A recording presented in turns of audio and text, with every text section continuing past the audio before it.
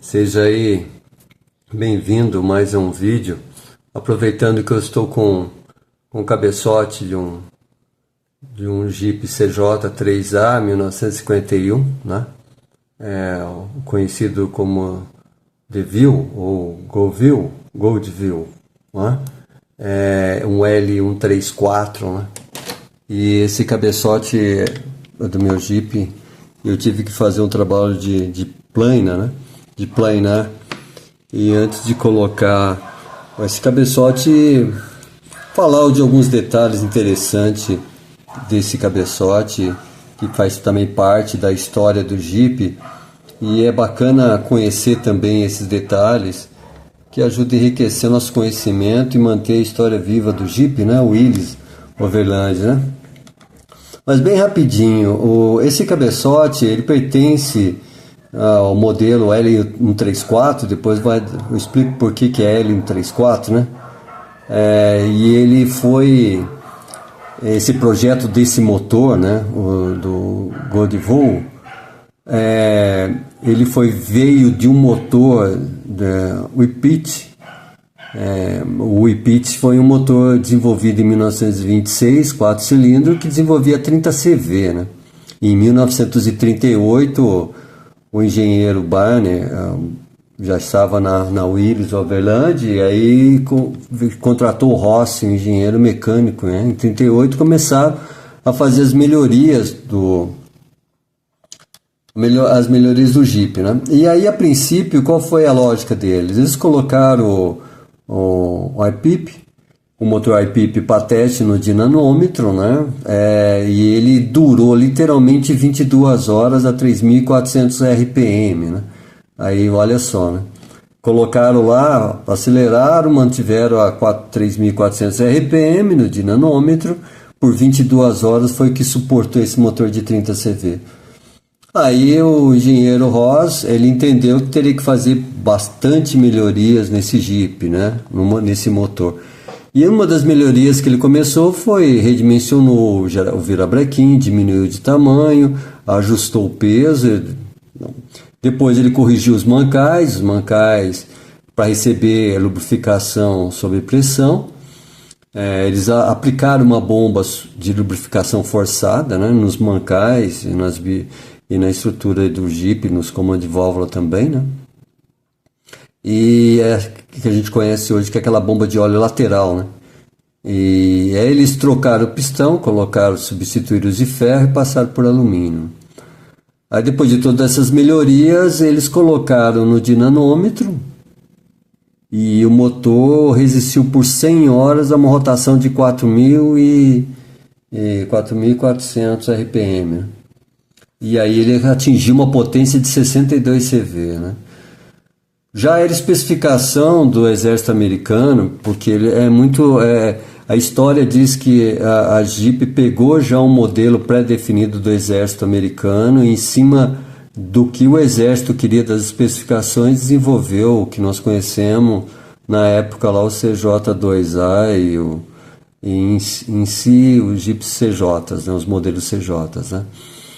Bom, aí a especificação do motor saiu como especificação do L134, né? O L, por caso do formato da câmara de combustão, é um L, né? Dois L's invertidos, que representam ali a letra L, né? E 134 porque ele é 1.340 CVs, né? Cilindradas, desculpa. E aí no livro Jeep Universal tem todos esses detalhes bem explicadinho, contando tudo isso, né? Isso daqui foi da leitura do livro, né? E aí o Goldville, né? Que acabou pegando o nome, porque depois ele foi colocado como teste lá no exército, né? E começou a ser testado, e a princípio ele foi, todos os veículos colocados no exército para teste, eles não tinham um nome específico, né? Eles iam todos eles marcados como General Purpose. General Purpose significa, traduzindo, né? Para todo fim, né? Então aí acabou ficando um veículo que foi submetido a teste no Exército, e o nome recebeu a General Purpose, né? Que aí também faz parte um pouco da história de como surgiu o Jeep, né? E aí colocou-se na mesma época lá a ideia do Goldeville, né? Goldeville, vai como diabo, né? Porque depois dos testes eles entenderam que na época era um ditado popular que vai como diabo, né? Vai como besta, né? Nada segura, nada impede, né? Então, na época era esse o significado do Goldeville, vai como diabo, né? E aí, nos testes no Exército lá, eles foram trabalhando, foram fazendo os testes, e aí com o tempo General Purpose, que era o nome mais comum do Jeep, né? E na época também foi muito, estava saindo os quadrinhos do Popeye, né? E dentro dos quadrinhos do Popeye, né, tinha lá um personagem lá que era Eugene, né? O Eugene era tipo, não sabia que bicho que era aquele, né? Era um animal misterioso, tipo um jeguinho, alguma coisa assim, da cor amarela, de pequeno porte, que tinha habilidades sobrenaturais, incluindo o transporte, transportar de alto teletransporte, de atravessar paredes, né? E aí a brincadeira também foi indo, o apelido foi crescendo, no sentido também que todos os recrutas, soldados novos, quando iam para a guerra, né, eles eram apelidados como DP, né, os DPs. Né, os DPs seriam aqueles soldados entusiasmados que era pronto para fazer qualquer coisa, né, eles se dispunham a fazer qualquer serviço, né, pronto para qualquer coisa, né. Então esses recrutas serviam para fazer serviços, os mais comuns, os mais difíceis, os mais aqueles serviços que ninguém queria fazer, né? Então os IPs, né? Os IPs veio com esse nome aí, né? E aí o Jeep foi assumindo nas tropas esse nome de DP, né?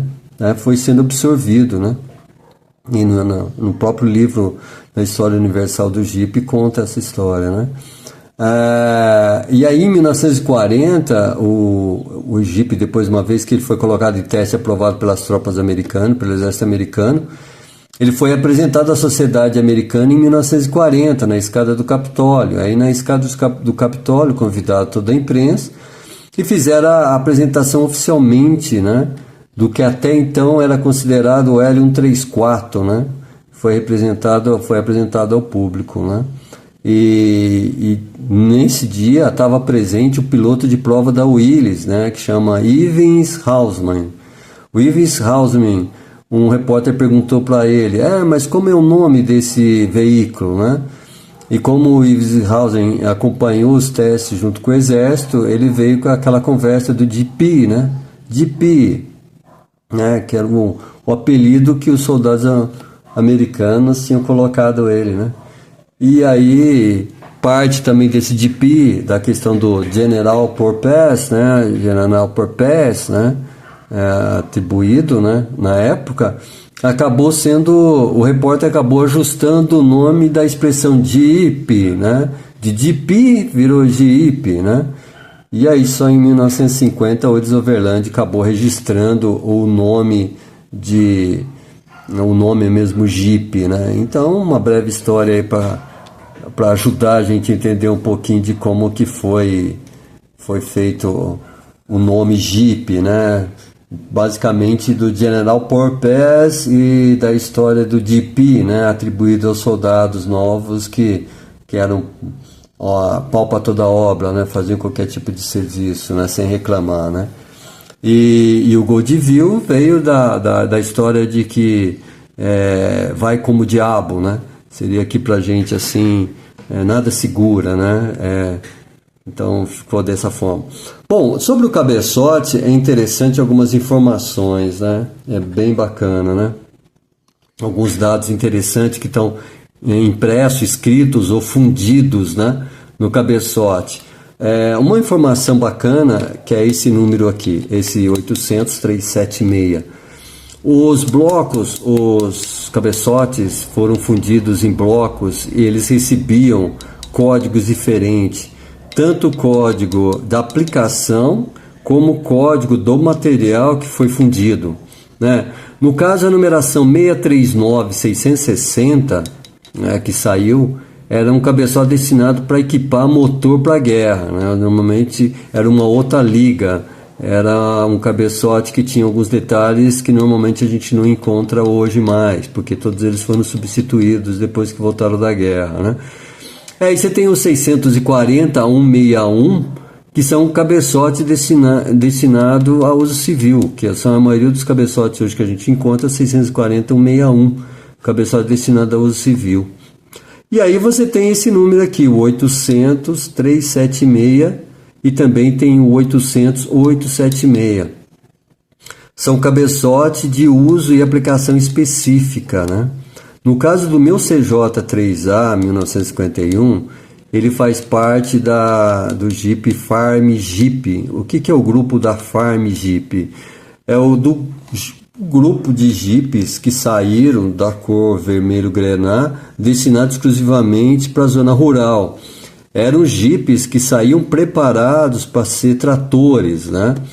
Então esse cabeçote 800-376 foi aplicado em um uso específico de Jeeps agrícolas, né? No caso do meu Jeep, ele tem o PTO, que é a tomada de força, são aquelas duas alavancas que ficam, ou uma alavanca que fica entre os bancos do passageiro e do motorista.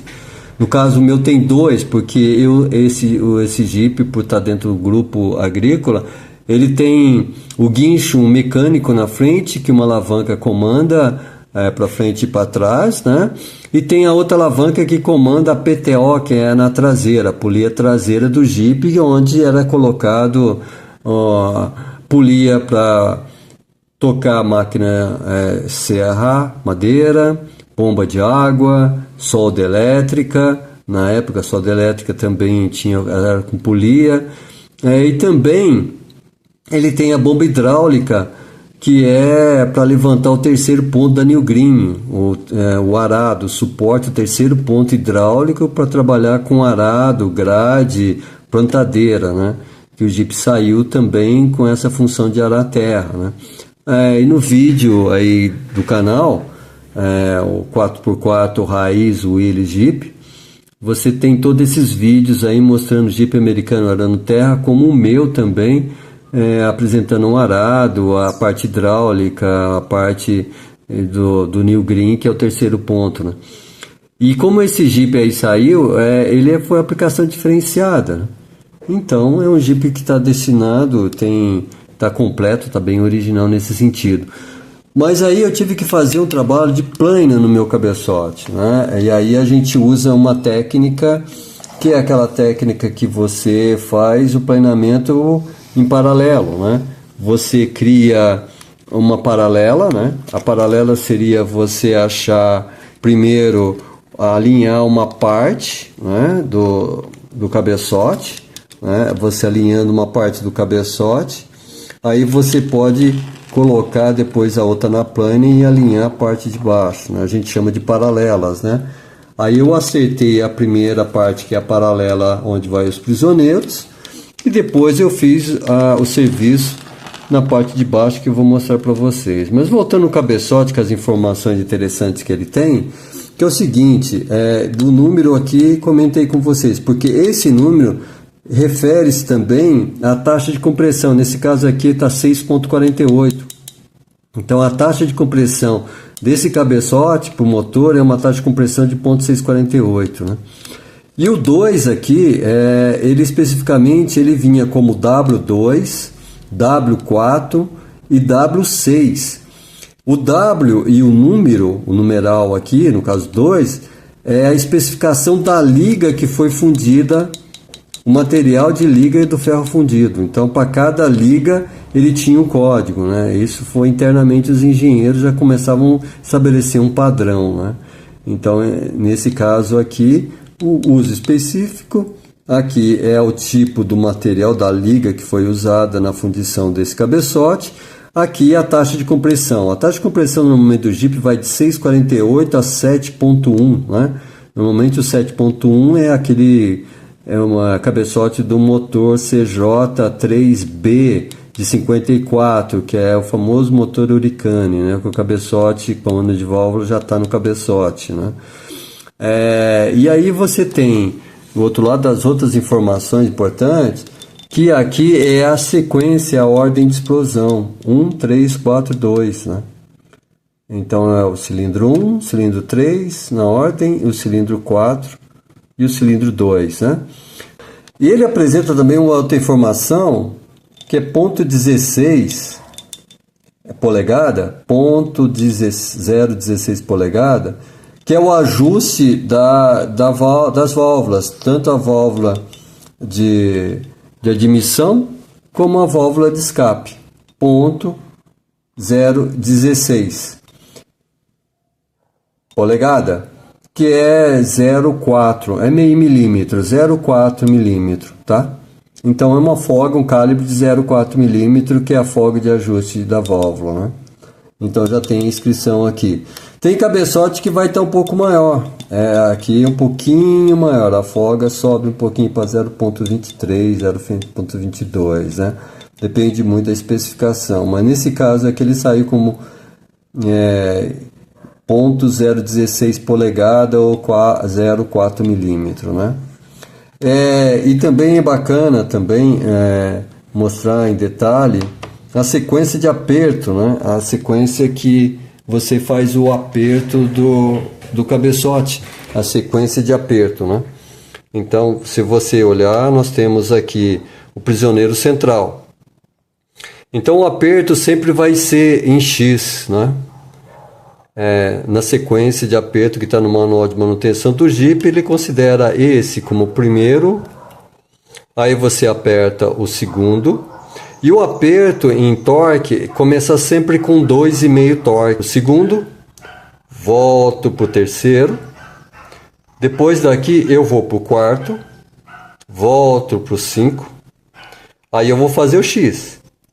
Eu venho no 6, vou para o 7, volto para o 8, vou ao 9. Olha só. Fez esse, fiz esse. Aí eu estou no 9. Do 9 eu venho para o 10, para o 11. Depois eu vou para o 12 e para o 13 novamente. E para finalizar, eu retorno para o 14, cruzo e fecho para o 15. Essa é a forma. Feito isso, eu volto reapertando com 15 torque. 1, 2, 3, 4, 5, 6, 7, 8, 9, 10, 11, 12, 13, 14 e 15. Basicamente é dessa forma. Agora eu quero mostrar o outro lado, que foi o lado onde eu tive que fazer a plana e explicar alguns detalhes, que é bastante interessante também, né? Esses detalhes que estão no processo que teve de usinagem, né? De aplanamento, né? Alguns detalhes bem básicos foi o seguinte, né? A câmara de combustão padrão do Jeep, do CJ3A, também do 46, do 2A também, da do 54 já muda tudo, tá? Ele tem essa altura aqui é padrão 1,47, ou seja, 14,7 milímetros, tá? E a altura de movimentação da válvula é 10 milímetros, né? Ou seja, se eu movimento 10 milímetros e eu tenho aqui 14,7, eu tenho uma diferença bem pequena de 4 milímetros, tá ok? Então, o serviço de plana, eu tive que reforçar essa zona, que é uma zona que está muito submetida à temperatura e à pressão. No caso do meu, tinha um calo, a junta tinha um calo aqui. Aí eu tive que acertar, aplanar, até que esses calos desaparecessem, né? missing, né? Um calo parecido com esse aqui, né? Esse aqui é um calo. Aqui é a entrada principal da água de refrigeração, do canal de refrigeração. Essa é a entrada principal. E aí outro detalhe também da refrigeração, que eu tenho aqui, ó, 4 canais importantes. 1, 2, 3 e o 4 aqui, que eles ficam literalmente do lado da válvula, né? Então aqui precisa de mais água, né? E do lado de cá, do lado que fica do lado do distribuidor, que é a parte que tem menos contato com calor, tem calor, mas é menor, eu só tenho 2 canais. Na história do Jeep, no livro, eles demonstram que foram feitos esses canais, mas eles obstruíram, eles fecharam, porque a hora que eu coloco a junta, é normal você ver que o canal está obstruído na junta, né? Aqui eles resolveram armazenar a água nesse lado da câmara, resolveram deixar a água mais armazenada, enquanto que nessa região eles fizeram a abertura para circular mais rápido a água, né? Onde é mais calor, né? Onde existe mais temperatura. Aqui é o lado do comando de válvula, né? Esse lado do motor é onde está o comando de válvula. Do lado de cá é onde está o lado do distribuidor, né? Bom, de qualquer forma, aí tem a questão da junta, né? É muito comum a gente ver vídeos na internet, pintar ou não pintar a junta. O que eu faço mexendo com Jeep mais de 50 anos, a gente aprendeu lá do tempo antigo que ou se passava graxa ou se pinta, e hoje muitos recomendam, não, eu devo pintar o lado do Teflon, porque existe o lado metálico da junta que fica em contato com o cabeçote e a parte do Teflon que fica em contato com o bloco. Pintar ou não pintar a junta, né, de cabeçote? A princípio não se pinta, não se passa nada. A junta, tecnicamente, ela já é pronta para fazer tudo isso. Mas qual é o conselho que eu dou? Se você tem o cabeçote plainado e o bloco plainado, o ideal seria importar uma junta de cobre do CJ3A e colocar uma junta de cobre. E por que uma junta de cobre? Ou também, dificilmente você vai achar uma junta de ferro aqui no Brasil. Desde que o cabeçote e o bloco seja plainado, cabe sim essa questão de você colocar uma junta metálica.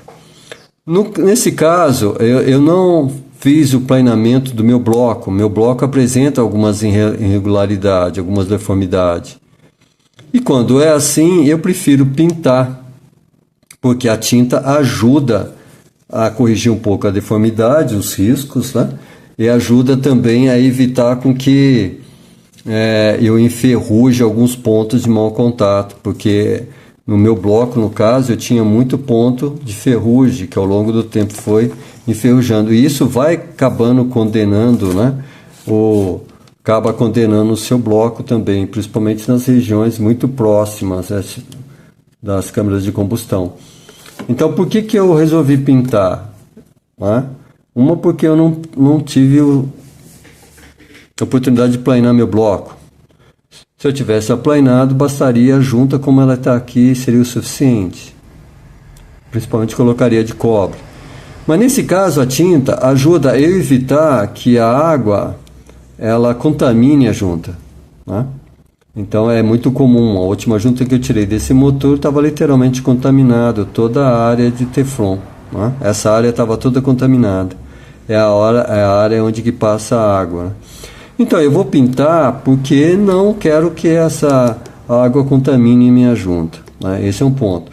E a tinta que eu uso é uma tinta da Mazda, é uma tinta prata que suporta 600 graus, normalmente utilizado em tubulação de caldeira. Então eu vou passar a tinta aqui para evitar literalmente a contaminação, né?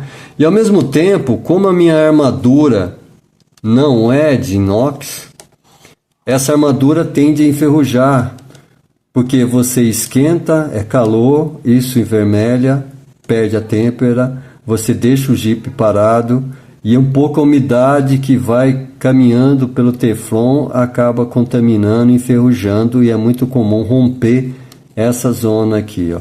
Principalmente essas zonas entre o 1 e o 2 e essas zonas entre o 3 e o 4, né? Então é muito comum o rompimento aqui, porque há uma contaminação do produto, né? E também a questão das nossas gasolinas hoje, que tem um teor de mistura nos postos aí de uma forma irresponsável que acaba condenando, né? E o formato do L134, como eu tinha dito, é por causa desse formato aqui, olha, tá? Se você ver, ele é um L, né? Eu tenho um L invertido também, né? Então, simplesmente, esse L aqui, olha, que deu o nome de 134 no formato, né? Bom, pessoal, basicamente é isso. É mais uma informação para completar o nosso conhecimento aí, perpetuar um pouco a história do Jeep, tá?